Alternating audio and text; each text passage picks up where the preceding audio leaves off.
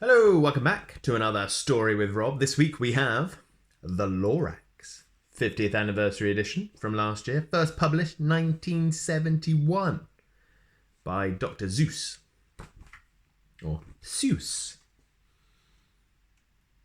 This is a favourite this week of our son. He very much likes the rhymes, so I'll try not to get tongue-tied, but also the pictures, the funny Lorax, the nice trees. So, let's dive right in.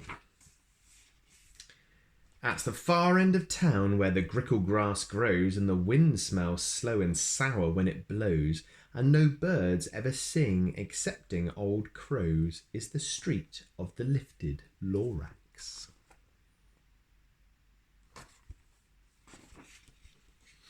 And deep in the grickle grass, some people say, if you look deep enough, you can still see today where the Lorax once stood just as long as it could before somebody lifted the Lorax away. What was the Lorax, and why was it there? And why was it lifted and taken somewhere from the far end of town where the grickle grass grows? The old Once-ler still lives here. Ask him, he knows. There he is, in his funny house, going up to see. You won't see the Once-ler. Don't knock at his door. He stays in his lurkin on top of his store. He lurks in his lurkin, cold under the roof, where he makes his own clothes out of muffed moof. And on special dank midnights in August, he peeks out of the shutters, and sometimes he speaks and tells how the Lorax was lifted away. He'll tell you, perhaps, if you're willing to pay. You can see some eyes breaking out there in the shutters. The Once-ler. On the end of a rope, he lets down a tin pail, and you have to toss in 15 pence and a nail, and the shell of a great-great-great-grandfather snail. Very precise.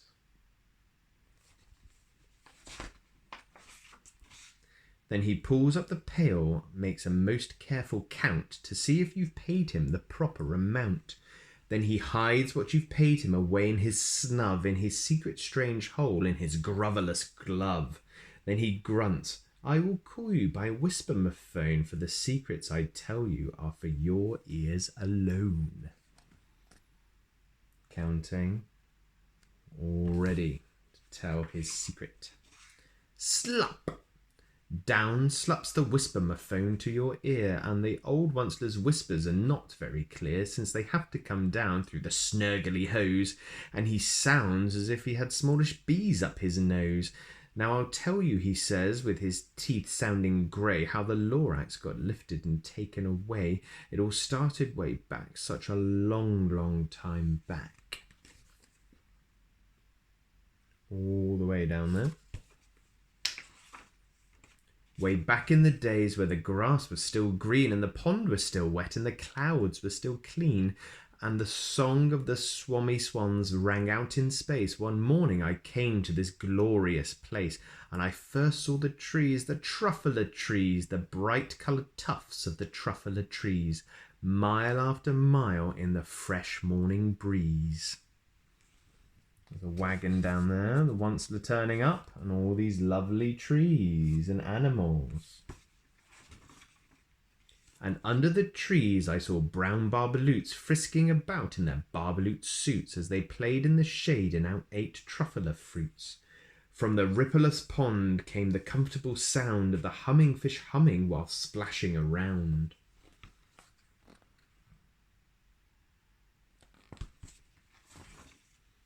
But those trees, those truffler trees, all my life I've been searching for trees such as these.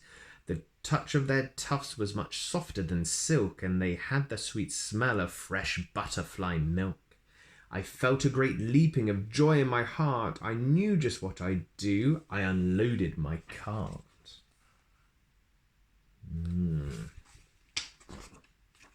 In no time at all, I had built a small shop. Then I chopped down a truffler tree with one trop. And with great skilful skill and with great speedy speed, I took the soft tuft and I knitted a thneed. his shop, and his axe. Look at the tree he's cut down. The instant I'd finished, I heard a gazump. I looked, I saw something pop out of the stump of the tree I'd chopped down. It was sort of a man. Describe him, that's hard, I don't know if I can. He was shortish and oldish and brownish and mossy, and he spoke with a voice that was sharpish and bossy. I think we know who that is. Mister, he said with a sawdusty sneeze, I am the Lorax, I speak for the trees. I speak for the trees have no tongues, and I'm asking you, sir, at the top of my lungs. He was very upset and he shouted and puffed, What's that thing you've made out of my truffler tuft? Not happy, the Once-ler's cut down his trees. Look, Lorax, I said, there's no cause for alarm. I just chopped down one tree. I'm doing no harm. I'm being quite useful. This thing is a thneed. A thneed's a fine something that all people need. It's a shirt, it's a sock, it's a glove, it's a hat. But it has other uses, yes, far beyond that. You can use it for carpets, for pillows, for sheets, or curtains, or covers for bicycle seats. The Lorax said, Sir, you are crazy with greed. There's no one on earth who would buy that fool thneed. Does look very strange. But the very next minute I proved he was wrong, for just at that minute a chap came along and he thought that the thneed I had knitted was great, and he happily bought it for $3.98. I laughed at the Lorax, you poor stupid guy. You never can tell what some people will buy.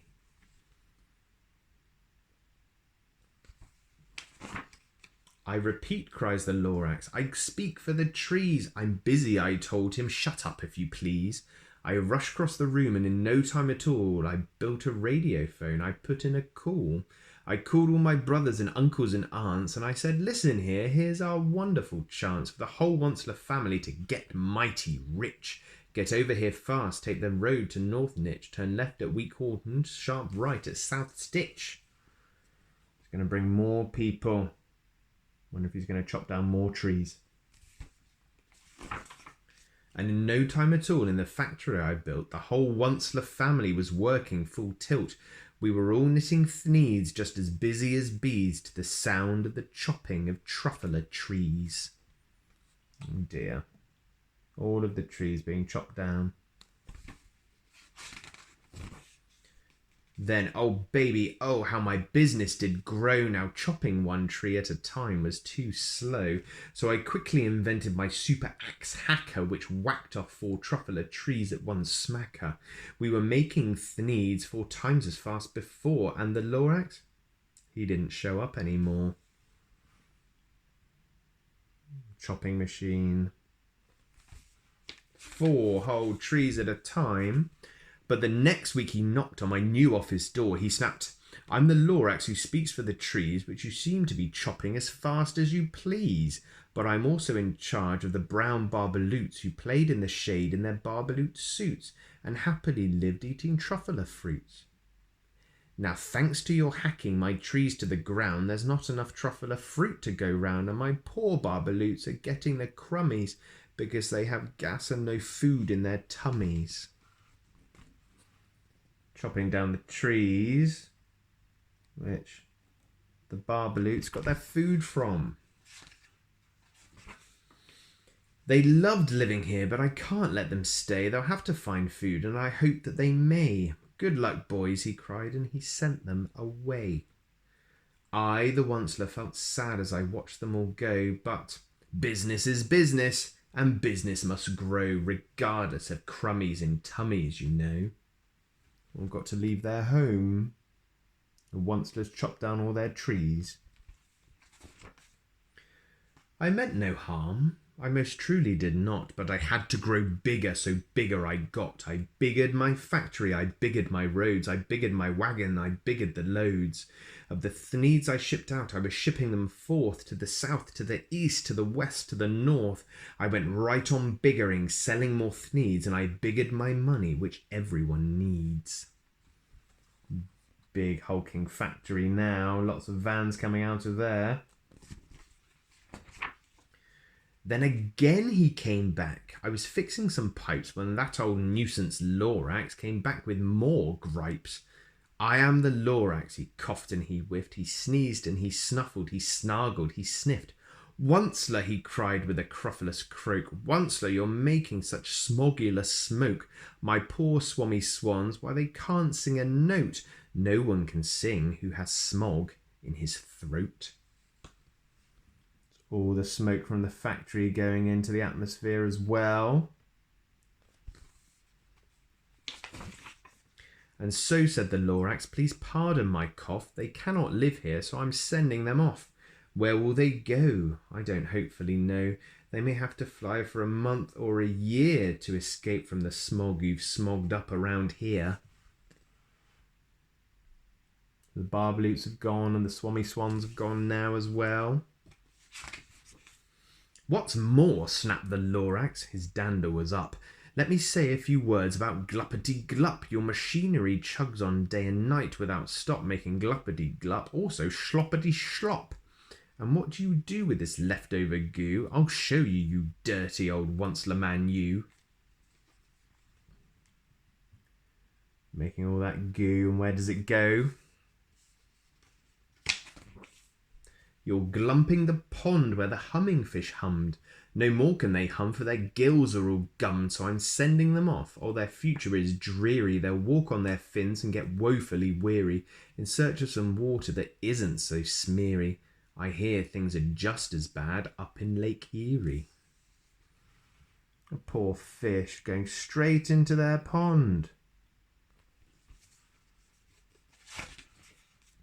And then I got mad. I got terribly mad. I yelled at the Lorax, now listen here, Dad. All you do is yap, yap and say bad, bad, bad, bad. Well, I have my rights, sir, and I'm telling you I intend to go on just doing what I do. And for your information, you Lorax, I'm figuring on biggering and biggering and biggering and biggering, turning more truffler trees into thneeds, which everyone needs.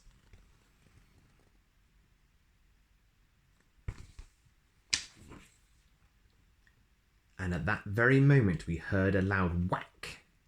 From outside in the fields came a sickening smack of an axe on a tree. Then we heard the tree fall. The very last truffler tree of them all. You see all the stumps, they've taken all of the trees down. That's the last one. No more trees, no more thneeds, no more work to be done. So in no time, my uncles and aunts, everyone, all waved me goodbye. They jumped in my cars and drove away under the smoke-smugged stars. Now all that was left neath the bad-smelling sky was my big, empty factory, the Lorax, and I.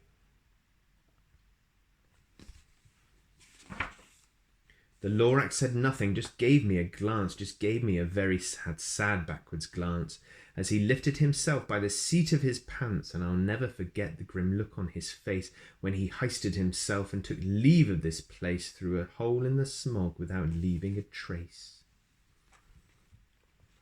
Jumping up from there, and there he goes, off through the one piece of blue sky that's left. And the whole factories. And all that the Lorax left here in this mess was a small pile of rocks with one word, unless. Whatever that meant, well, I just couldn't guess.